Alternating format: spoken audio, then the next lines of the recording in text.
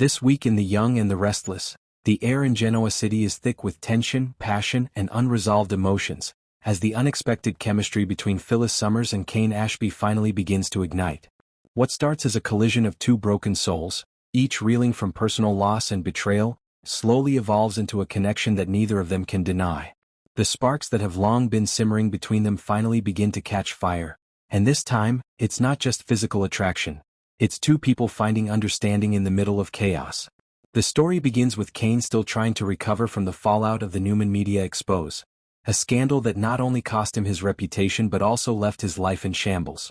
The once confident, composed Kane Ashby is now a man filled with anger, humiliation, and desperation to prove that he's still in control. He spends his days going over documents, replaying the betrayal in his head, and plotting his revenge. The Newman Media article painted him as a manipulator, someone who tried to exploit his AI software for personal gain, but Kane insists it was all a setup, and he's determined to make them pay. Adam Newman of course brushes him off. Adam, ever the cynic, believes that Kane doesn't have a case, and certainly no leverage to take on the Newman empire. But Kane won't back down. His pride and his bruised ego refuse to let it go. He even considers unleashing his AI program against Newman Media itself, a dangerous and impulsive move that could spiral out of control. Yet, underneath the anger lies a deep exhaustion, the feeling of a man who has lost too much and doesn't know how to start over. It's in this fragile state that Phyllis Summers re-enters his orbit. Phyllis, too, is carrying the weight of her own emotional devastation. Her family has turned against her, her friends have lost faith in her, and even Nick, the man she once thought she could always rely on, has drifted away. Like Kane, she's been branded as the troublemaker, the one who pushes too far, says too much, and crosses lines others only think about. And yet, she keeps standing. When she crosses paths with Kane again, it's initially casual. A shared drink, a sarcastic comment, two people pretending they're fine when they clearly aren't.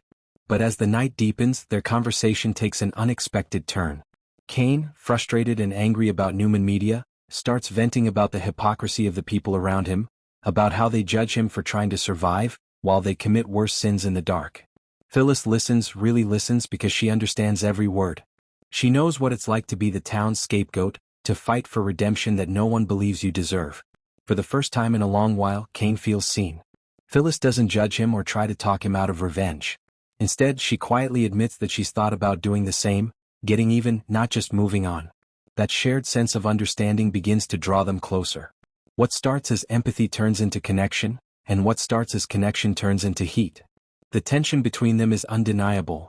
Every glance, every accidental touch feels charged with something that neither of them is ready to name.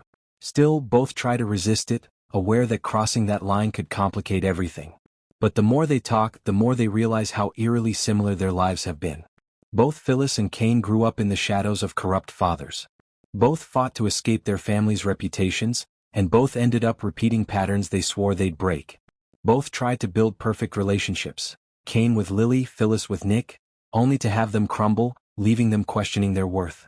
They are, in many ways, mirror images of each other. Damaged, passionate, proud, and unwilling to surrender to pain quietly.